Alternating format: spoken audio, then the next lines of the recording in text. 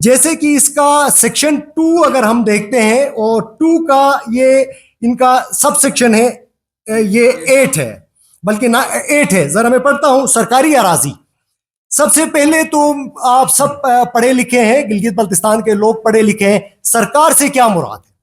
सरकार से मुराद ये है, किसी भी जमहूरी मुल्क के अंदर 5 साल के लिए पार्लियामेंट्री फॉर्म ऑफ गवर्नमेंट के अंदर इंतखाबात होते हैं, लोग अपने चोजन रिप्रेजेंटेटिव मुंतखब करते हैं।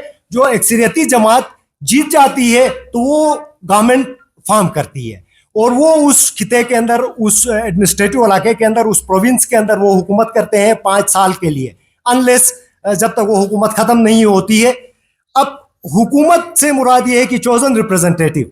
यहां पे ये कहते हैं कि सरकारी अराजी, दुनिया के अंदर किसी भी जमहूरी कंट्री के अंदर सरकार की अपनी कोई अराजी नहीं होती है, सवाई उस अराजी की जो वो खरीदते हैं, लैंड एक्विजिशन एक्ट के तहत वो परचेज करते हैं, वो अराजी सरकार की होती है। या फिर अवाम, अगर वहां के किसी भी इलाके के लोग अगर कोई अराजी उनको हुकूमत को डोनेट करते हैं, वो दे देते हैं स्कूल के लिए, हॉस्पिटल के लिए, कॉलेज के लिए, किसी और किसी इस तरह फलाह बहबूद के लिए, वो सरकार की मलकियत होती है। लेकिन ये बिल्कुल अजीब व गरीब है। इसके अंदर ये सरकारी अराजी से मुराद वो जमीन है जो हुकूमत, नंबर 1, या वफाकी हुकूमत के किसी महकमे, इदारे या अथॉरिटी को अलाट की गई है। सबसे अहम बात कि अलाट की गई है। अब अलाट कौन सी अराजियात की गई हैं? सेटल इलाकों की अराजियात अलाट की गई है ना, जिनके ऊपर सरकार और आवाम के दरमियान तनाजात चल रहे हैं।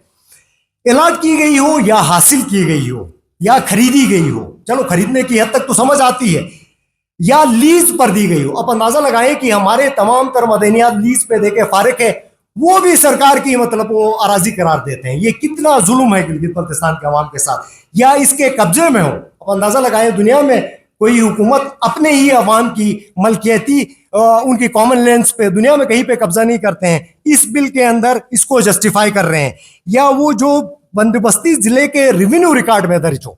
अब रेवेन्यू रिकॉर्ड किसका बना है? सेटल इलाकों का रेवेन्यू रिकॉर्ड है ना। तो खाली सही सरकार एक तरफ कह रहे हैं कि उसको खत्म कर रहे हैं, दूसरी तरफ आके कह रहे हैं रेवेन्यू रिकॉर्ड के अंदर दर्ज हो। इसका मतलब ये है कि वो जितना खाली सही सरकार अराजी है उसको हुकूमत की मलकियत डिक्लेयर की गई है। ये कितनी मतलब अलार्मिंग सिचुएशन है।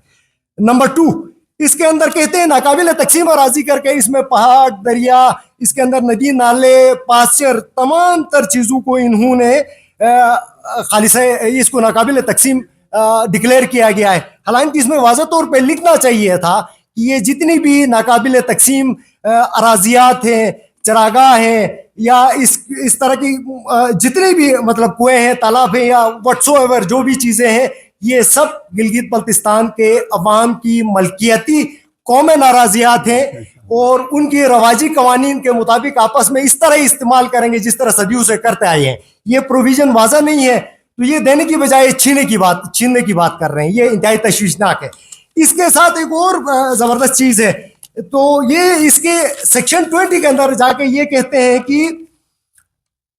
हैं कि हमने नौतोड़ रूल्स 1978 और 80 को मंसूख किया। ये बहुत अच्छी बात है, मंसूख किया तो नौतोड़ रूल्स, तो वो मतलब होनी ये चाहिए कि तमाम तर उस नौतोड़ रूल्स के अंदर जितनी खालिसा सरकार अराजियात है वो आवाम की मलकियत होनी चाहिए ना।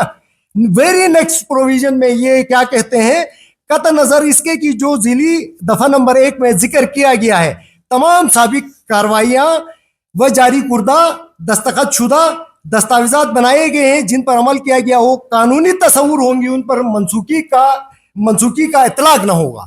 यानी 1978 तक अवामी मलकियती अराजियात को, अथॉरिटीज को, इदारों को, अफराद को गैर कानूनी तरीके से जितनी इंतकालात की गई हैं सबको कानूनी डिक्लेयर किया गया है। तो ये एक दर हकीकत ये अवाम दुश्मन है।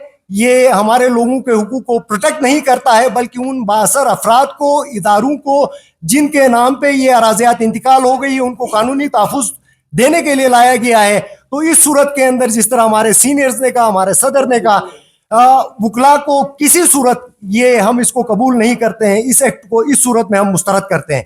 और इस एक्ट के अंदर एक और चीज आप हैरान रह जाएंगे, दुनिया के अंदर कहीं पे भी कवानीन बुनियादी इंसानी हुकूक से मुतसादम नहीं बनाए जाते हैं। अगर इस तरह कवानीन बनते भी हैं तो उन कवानीन को आज खुद कलदम करार दिया जाता है। जैसे ये वाले जो कवानीन बनाए गए हैं न सिर्फ आर्टिकल 4 की ये वायलेशन करते हैं बल्कि आर्टिकल 8 की खिलाफ वर्जी है। ऐसे तमाम तर कवानीन जो बुनियादी हुकूक से मुतसादम होते हैं वो आज खुद कलदम होते हैं। और मजे की बात यह है कि इस एक्ट को बनाते हुए इन्होंने अवाम के बुनियादी हुकूक का भी ख्याल नहीं रखा गया। आर्टिकल 10A को भी इन्होंने इसकी भी वायलेशन की है, राइट टू फेयर ट्रायल की। जैसे ये क्या कहते हैं, जितने जो साहिबान हैं जो कार्रवाइयाँ डाली है 78 से अभी तक गैर कानूनी तौर से, उनको तहफुज मिलेगा इस एक्ट के अंदर। भाई क्यों तहफुज मिलेगा? तमाम तर गैर कानूनी इकदाम को तहफुज देने के लिए भी इसमें शर्त रखी गई है। ये भी गिलगित बल्तिस्तान के अवाम के खिलाफ है। और इसके अंदर इसकी सेक्शन 17 के अंदर जाके दायरा इख्तियार में कदगन लगाया गया है।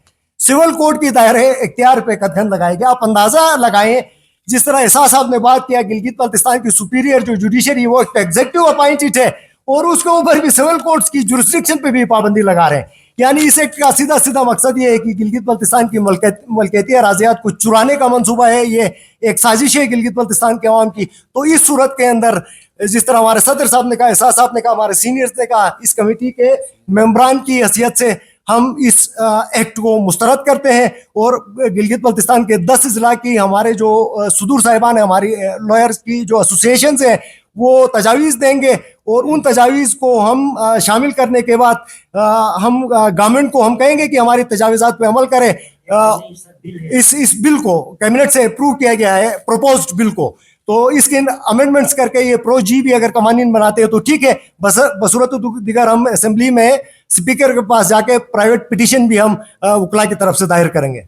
जो गिलगित बल्तिस्तान के मुस्तकबिल का तयन होना है, मैं ये कहता हूँ कि इस लैंड रिफॉर्म एक्ट का असरात हमारी आने वाली नस्लों के ऊपर पड़ना है।